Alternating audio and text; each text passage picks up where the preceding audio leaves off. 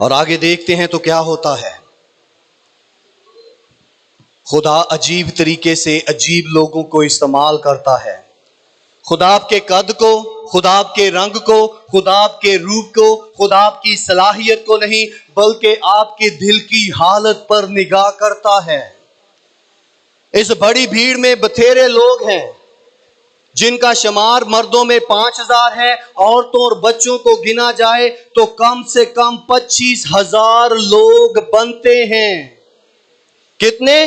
25,000। पुराने अहदनामा में 25 लाख, नए अहदनामा में उल्मा के एस्टिमेट के मुताबिक कमो पेश 25,000 लोगों का अंदाजा है यहां पर। और उन 25,000 में से क्या है जो अंदाजा लगाया जाता है? एक छोटा बच्चा आता है। 9वीं आयत में लिखा है, यहां एक लड़का है। शागिर्दों ने जब इर्द गिर्द देखना शुरू किया, ओए किनू पूछिए, पाई कुछ है? नहीं। पाई कुछ है? और नहीं मैं अपने लिए रखिया, और नहीं मेरे बच्चे या वो मैं अपने चाचे लिए रखिया, वो इसी इतनी देर तो सफर कर रहे। नहीं, उस सारे हजूम में से क्या है? एक लड़का है, जहां पर बाइबल मुकद्दस उसकी गवाही देती है। यहां एक लड़का है जिसके पास जौ की 5 रोटियां और वो मछलियां हैं। मगर ये इतने लोगों में क्या? अगर मैं तमाम जानवर ज़िबा करूं, अगर तमाम समंदर की मछलियां भी इकट्ठी करूं, तो इन लोगों में जो बियाबान में है वो काफी होगी। खुदा कहता है कि क्या मेरा हाथ छोटा हो गया है? क्या मेरा हाथ सूख गया है कि किसी की मदद ना कर सकूं? और आगे देखते हैं इस सवाल पर यीशु मसीह ने क्या किया। जब हम छठे बाब की 10वीं और 11वीं आयत को देखते हैं, यीशु ने वो रोटियां ली और शुक्र करके उनको जो बैठे थे बांट दी, और इसी तरह मछलियों में से जिस कदर चाहते थे बांट दिया। ये मौजज़ा क्यों हुआ है? किसी ने कुछ पेश किया है। आप कहेंगे ओ हदिये दी गल आ गई। नहीं, हदिये के अलावा खुदा को क्या पेश करेंगे कि वो मल्टीप्लाई करे, कि आपकी जिंदगी में उस छोटी सी चीज को जिसकी कदर कीमत लोगों की नजर में कुछ नहीं, चले बाकी तमाम चीजों को छोड़ दें। How about your life? आपकी अपनी जिंदगी उसे देंगे या नहीं? उसे अपनी जिंदगी देकर देखें वो कैसे अजीब काम करेगा। इस छोटे ने अपने दोपहर के या पता नहीं कितने दिनों से उसने उस 5 रोटियों और 2 मछलियों को अपने खानदान की खुराक शागिर्दों को दी। इसका बड़ा गहरा ताल्लुक है। यीशु मसीह ने कहा कि बच्चे की मानद बनो, क्योंकि वो खुदा की बादशाही में क्या है, बड़े सादगी से। हमें बच्चे बनने की जरूरत है रूहानी तौर पर खुदा की हजूरी में।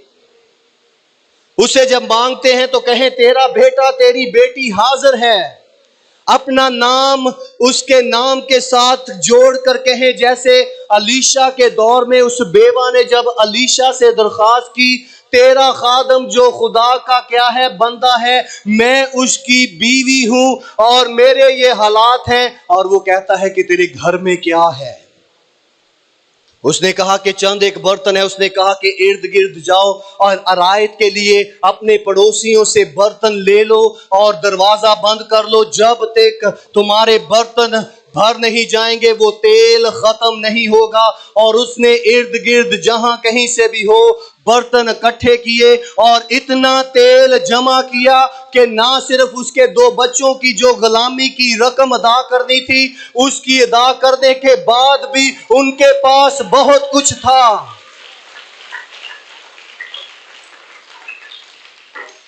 उसे क्या पेश करेंगे? इस छोटे बच्चे ने 2 रोटियां और 5 रोटियां और 2 मछलियां यीशु मसीह को पेश की। और यीशु मसीह ने क्या किया? वो रोटियां ली और शुक्र किया। जो कुछ यीशु लेता है उसे क्या करता है? तिगना चौगना, और यहां तक कर देता है कि उसमें कीड़ा नहीं पड़ेगा। जब इंसानों का लालच शामिल होता है तो बियाबान में क्या हुआ? खुदा ने कहा कि 6 दिन तक तुम इकट्ठा करना। उन्होंने 7वें दिन के लिए भी इकट्ठा करना किया। खुदा की जात पर भरोसा नहीं किया। और क्या होता है? कीड़े पड़ गए। खुदा पर भरोसा करें, अपने 6 दिन में खुदा पर भरोसा करें, वो 7वें दिन के लिए मुहैया करेगा। आज बहुत से मसीही क्यों दुखों, मुसीबतों, परेशानियों और क्या है कसरत के साथ उनके पास नहीं है। एतवार को कोई क्या कर रहा है, काम पर जा रहा है, कोई दुकान खोल रहा है, कोई शॉप पर जा रहा है, कोई ये धंधा कर रहा है, वो कर रहा है। अगर 6 दिन तक तुम खुदा के दिए हुए उस तमाम इंतजाम पर भरोसा नहीं करते तो 7वें दिन पूरी नहीं पड़ेगी। आज लोगों के हालात इसीलिए खराब हैं क्योंकि उन्होंने खुदा के दिन को अपनी जिंदगी में रद्द कर दिया है। और आगे क्या लिखा है, जब वो सैर हो चुके तो उसने अपने शागिर्दों से कहा कि बचे हुए टुकड़ों को जमा करो ताकि कुछ जाया ना हो, कुछ जाया ना हो। जब उन्होंने जमा करना शुरू किया तो क्या होता है, बाइबल मुकद्दस हमें बयान करती है। आगे चलकर हम जब देखते हैं तो जमा किए हुए उन टुकड़ों को जब देखते हैं तो शागिर्द लोगों के दरमियान है और क्या होता है, चिनाचे उन्होंने जमा किया और जौ की 5 रोटियों के टुकड़ों से जो खाने वालों से बचे रहते थे 12 टोकरियां भरी। इस भीड़ में उनके लिए गवाही थी कि मैं तुझे रोजमर्रा की रोटी नहीं बल्कि क्या है मुस्तकबिल के लिए भी मुहैया करने की कुदरत और ताकत रखता हूं। 12 रोटियां 12 कबीलों के लिए गवाही थी कि जाकर उनको बताओ कि ये वही है जो मूसा के साथ आग के सतून में, जो मूसा के और बनी इस्राएल के साथ दिन में बादल की सूरत में, जो मूसा और बनी इस्राएल के साथ अजीब अजीब काम करता था, जो उनकी हिफाजत के लिए आग का क्या बन जाता था, सतून बन जाता था, समंदर में से रास्ता बनाने के लिए उनको खुश्क जमीन देता है और समंदर के तमाम बटेरों को इकट्ठे करके उनको इतना गोश्त खिलाता है कि उनकी तौबा हो जाती है कि वो दोबारा गोश्त की तरफ मुंह नहीं करेंगे। ये वही है जिसने 40 साल तक उनके जूतों को घिसने ना दिया, उनके चोगे खराब ना हुए, उनके दरमियान में बीमारी से कोई ना मरा। अगर कोई मरा तो क्या है, नाफरमानी से मरा, बीमारी से नहीं, लाचारी से नहीं, भूख से नहीं, तूफान से नहीं, दुश्मनों से नहीं। अगर मरा तो सिर्फ और सिर्फ अपनी नाफरमानी से। मैं वही हूं जो उनके साथ था, मैं हूं वो आसमानी मन जो आज तुम्हारे दरमियान हूं। यीशु ने 5 रोटियां और 2 मछलियां ली और उनको बरकत बख्शी और तोड़कर अपने शागिर्दों को दी। उन्होंने खाया और सब सैर हो गए। बचे हुए टुकड़ों से उन्होंने 12 टोकरियां जमा की। गवाही है, जब खुदा आपके लिए मुहैया करता है तो गवाही छोड़ता है, गवाही छोड़ता है ताकि आप याद रखें कि ये खुदा के हाथ के अलावा कोई और कर नहीं सकता।